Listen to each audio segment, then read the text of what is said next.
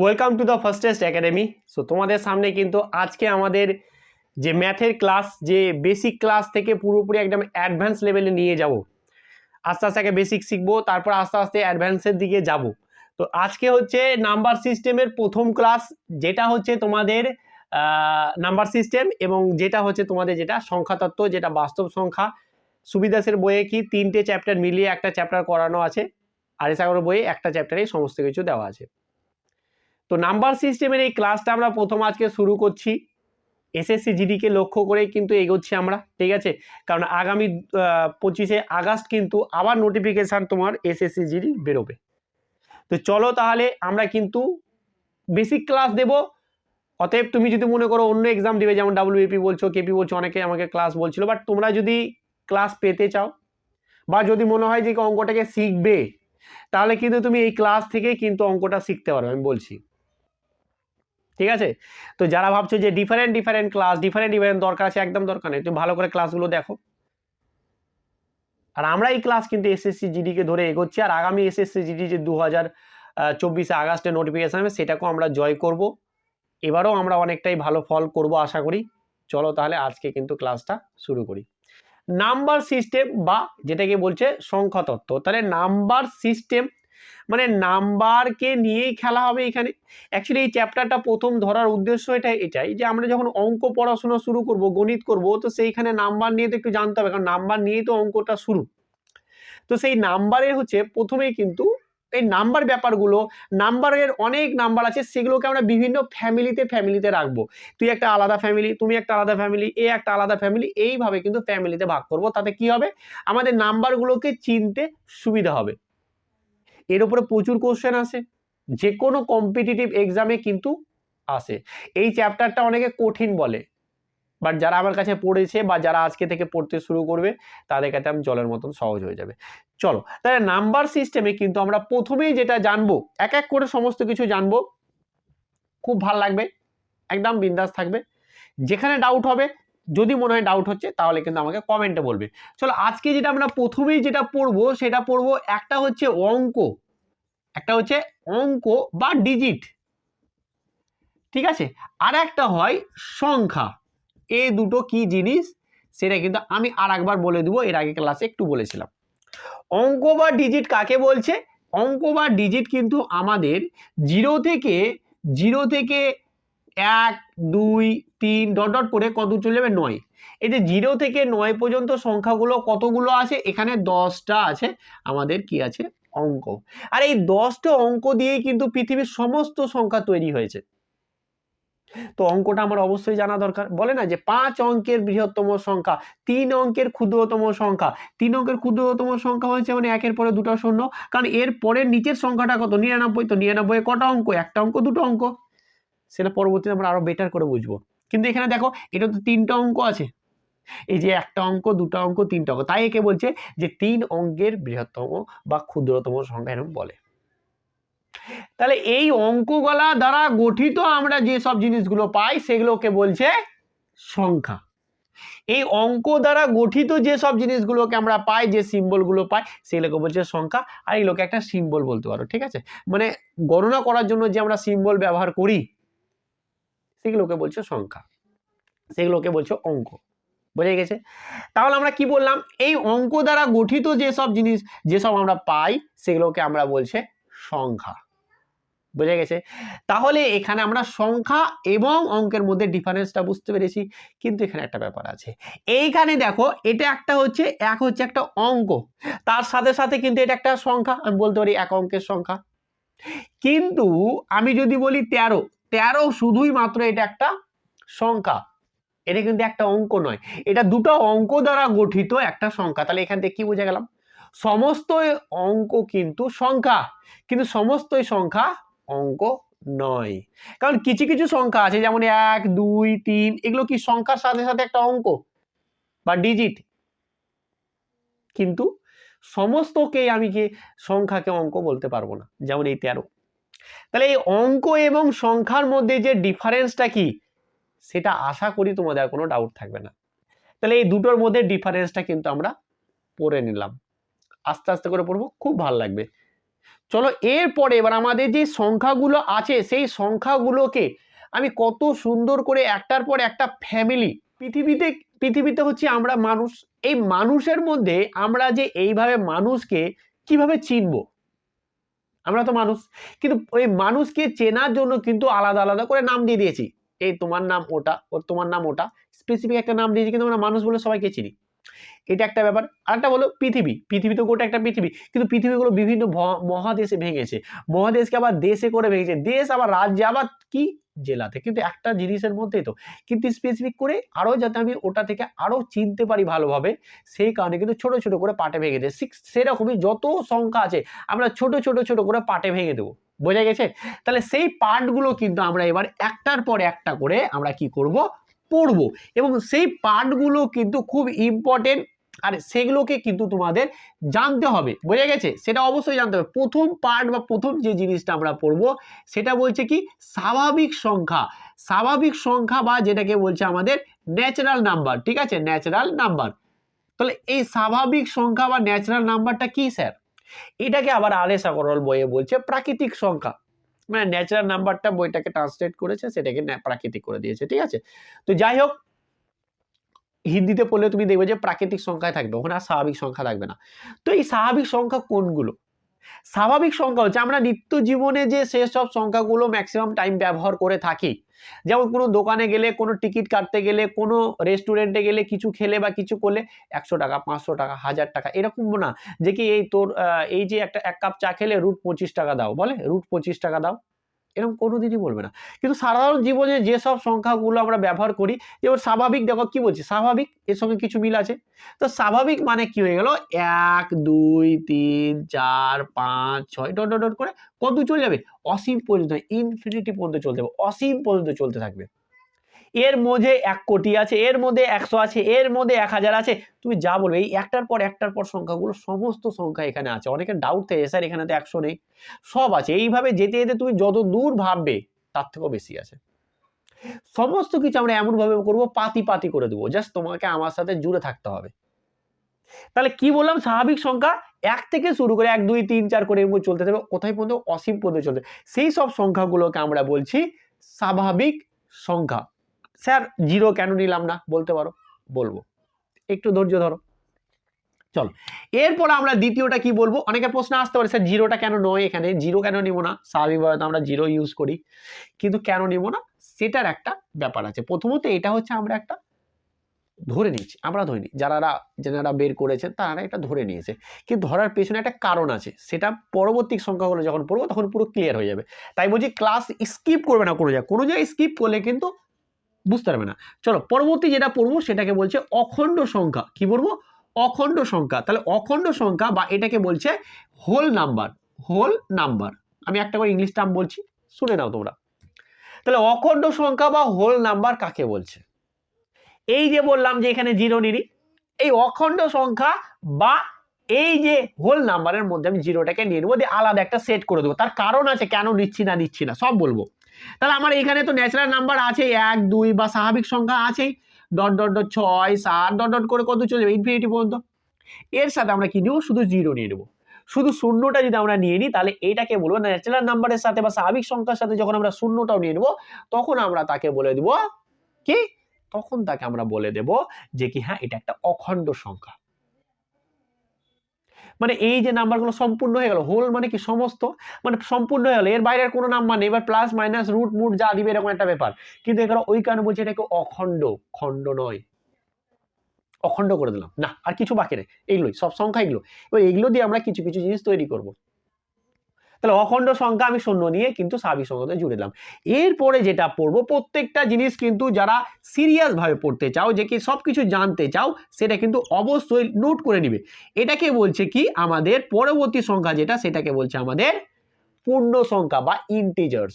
যেটা পূর্ণ সংখ্যাটা কি, একটার পর একটা পড়ছি। তাহলে পূর্ণ সংখ্যা আমরা কাকে বলবো স্যার? দেখো আমি যে সংখ্যাগুলো নিয়েছি এখানে 0 1 2 3 4 ডট ডট করে কত যাবে, ইনফিনিটি পর্যন্ত চলতে থাকবে। এইখানে আমি এর সাথে কি নিয়ে নেবো, যে আমাদের কিছু কিছু সংখ্যা বাকি আছে, কোনগুলো, মাইনাসগুলো, -1 -2 -3 ডট ডট ডট করে কত দূর পর্যন্ত চলে যাবে, মাইনাস ইনফিনিটি পর্যন্ত চলে যাবে, বুঝে গেছে? এইভাবে ডট ডট করে কোথায় চলে যাবে, মাইনাস ইনফিনিটি আর এখানে প্লাস ইনফিনিটি। তাহলে আমরা কি বলছি যে অপূর্ণ সংখ্যা কোনগুলোকে বলছি, জিরো থেকে পজিটিভের দিকে যতদূর সংখ্যা চলে যাবে সমস্তকে, এবং এবং জিরো থেকে নেগেটিভের দিকে যতটা যাবে ঋণাত্মক, এটা হচ্ছে ধনাত্মক দিক, এটা ঋণাত্মক দিক, এখান থেকে এগুলো যতটা চলে যাবে সমস্ত সংখ্যাগুলোকে আমরা বলছে পূর্ণ সংখ্যা। এইবার এখানে এই প্রশ্নটা কি জিরো কেন হলো না স্যার, এটার প্রশ্ন উত্তর এবার পেয়ে যাবে। সেটা কি স্যার, দেখো এইখানে আমি কি বলছি, এইগুলোকে বলছি 1 থেকে শুরু করে ইনফিনিটি পর্যন্ত, এগুলোকে বলছি যে কি আমি পজিটিভ ইন্টিজার্স বা ধনাত্মক পূর্ণ সংখ্যা। কি বললাম, যে ধনাত্মক পূর্ণ সংখ্যা, ধনাত্মক পূর্ণ সংখ্যা, ভালো করে বুঝে নাও।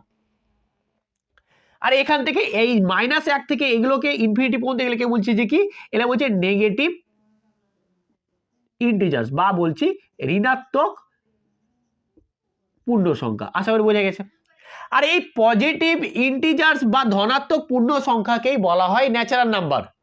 এইখান থেকেই আমরা বলেছি বা এইটাকেই আমরা বলে থাকি যে এই যে জিনিসটা যেটা পেলাম, এই ধনাত্মক পূর্ণ সংখ্যা, এটাকেই আমরা বলে থাকি যে স্বাভাবিক সংখ্যা, এটাকেই বলে থাকি স্বাভাবিক সংখ্যা। তো স্বাভাবিক সংখ্যা ওই কারণে এই জিনিসটাকে ডিনোট করার জন্য এইখানে কিন্তু আমরা জিরোটাকে নিই, কারণ এখানে জিরোটা বাদ দিয়ে দিয়েছি। না জিরো নেগেটিভ না পজিটিভ, না ও প্লাস না মাইনাস, আমি নিউট্রাল, আমি আমার মতো নিউট্রাল, আমি কারো দিকে না, আমি নিস্তরিত বা নিউট্রাল বলতে পারো, আমি নিউট্রাল, আমি কোনো দিকেই নয়। আশা করি বোঝা গেছে। তাহলে বুঝতে পেরেছো, তাহলে আমরা কিন্তু স্বাভাবিক সংখ্যা, অখণ্ড সংখ্যা, দেখো যে কোনো চ্যাপ্টার বোঝার আগে, যে কোনো চ্যাপ্টার ভালো করে জানার আগে তোমাকে কিন্তু বেসিক জানতে হবে। বেসিক জানলে তোমার মধ্যে একটা কনফিডেন্স থাকবে যে আমার চ্যাপ্টারের প্রতি আমার জ্ঞান আছে, আমি পারবো। এই জিনিসটা আনতে হবে তোমার মধ্যে যে হ্যাঁ আমি পারবো। অনেকে কি করে কোশ্চেন ধরে আর একটা করে সলিউশন করে দিয়ে দেয়, সেভাবে তোমার মধ্যে কনফিডেন্সটা আসবে না, সত্যি বলছি। তুমি যখন চ্যাপ্টারে ভালো করে কনসেপ্টটা বুঝে নিবে তখন তোমার মধ্যে একটা কনফিডেন্স থাকবে যে আমি পারবো, আমি পারবো, যাই কোশ্চেন দেখলাম চেষ্টা করব। এই যে পারবো এই জিনিসটা আনার আগে দরকার, বুঝে গেছে। চলো এরপরে যেটা আমরা কি পড়বো, তাহলে আমরা পড়ে নিয়েছি অনেক কিছু।